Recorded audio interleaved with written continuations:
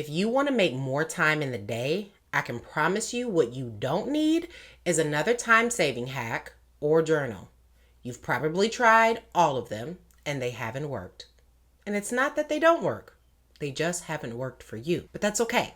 There's a really good reason for that, and I'm going to tell you exactly what it is. I'm going to let you know the one and only thing you need to focus on if you really want to make more hours in the day and get the right stuff done. Once you master this, you can literally save yourself hours in a given day.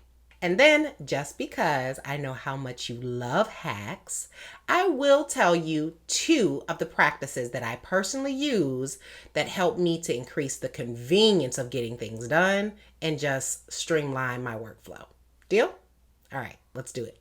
If you want to make more hours in the day, the one and only thing you have to do is what you want to do. Jamil, what do you mean?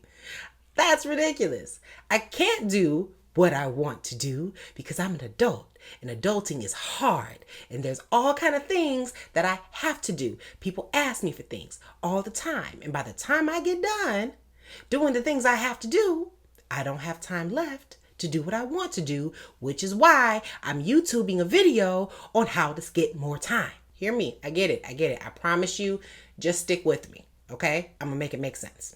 What if the idea that you have to do things is actually not true? What if you didn't have to do any of the things you told yourself you had to, and that you were actually choosing to do them because deep down inside, you really wanted to? Hear me out. For all of us parents, we think we have to take care of our kids, don't we? We think we have to pay our taxes. We think we have to pay these bills, but we don't. Now, don't get me wrong. I'm married. I have 2 kids, 9 and 5. And I can give those jokers up for adoption right now if I really wanted to. I could stop paying my taxes. Now, granted, I may have to, deal with somebody coming after me, but that would be my choice. I could stop paying my bills. I could literally ignore all of them. It would affect my credit score, but hey, those are my choices if I wanted to make them. But I don't, because I actually want to be a present and invested mom.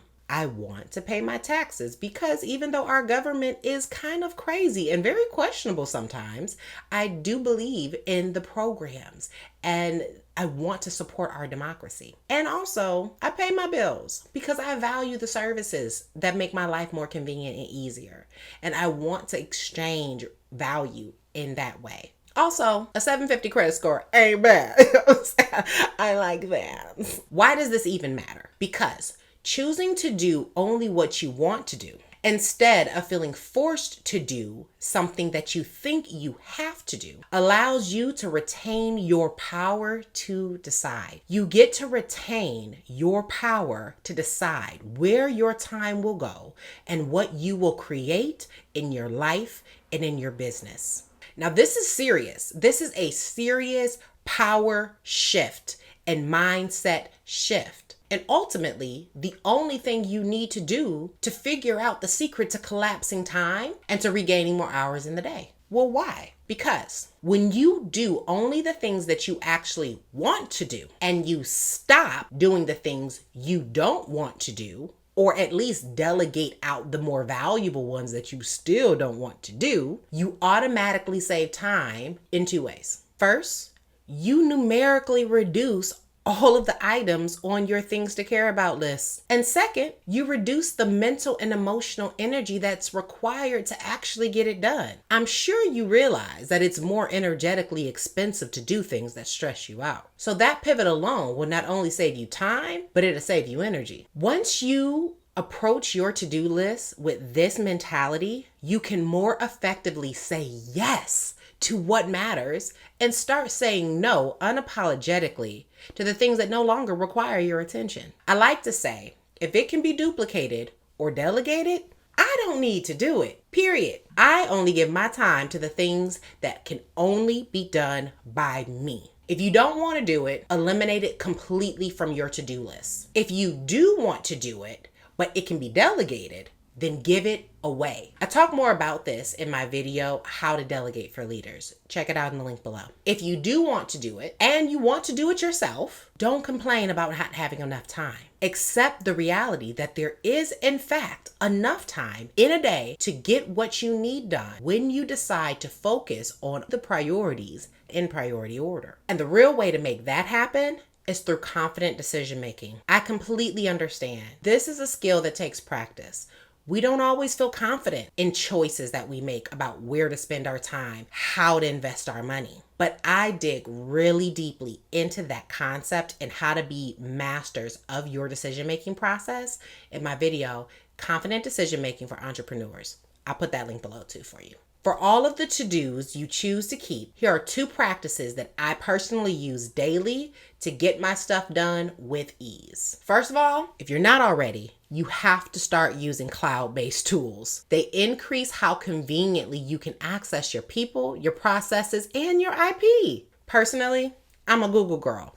Gmail, Calendar, Drive. I love to access it on the go. So desktop or mobile, I can get something done like that without a sweat. The second practice that I really encourage you to start doing, no matter what tool you use, is start setting meetings with yourself like it's for someone else. Like, I mean, literally, put a title in it, put a block on it, put a description in it even.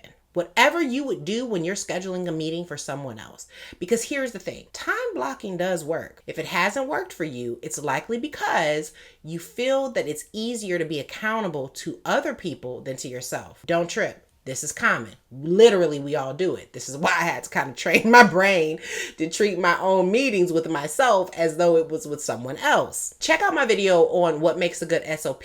And there I talk about how do you unsecret your sauce and create processes that really support you and your team so that you can stop prioritizing others before you. Because when you're whole, when you're doing what makes you happy and brings you joy and ignites you, it automatically serves others. Know that. I hope this was helpful. Do only what you want to do. Realize that whatever you're choosing to do is actually a choice. If it doesn't feel like a choice, it's likely because you're not noticing your decision-making process and you're electing to stay out of the awareness of it. But once you bring that awareness back and you start to decide, like, wait a minute, I don't have to do this, give it away or don't care about it at all. If you are going to do it, find ways to streamline it into your regular life so that you can do it on the go. I hope this was helpful. If it was, make sure to like it, subscribe, share it with someone who needs it.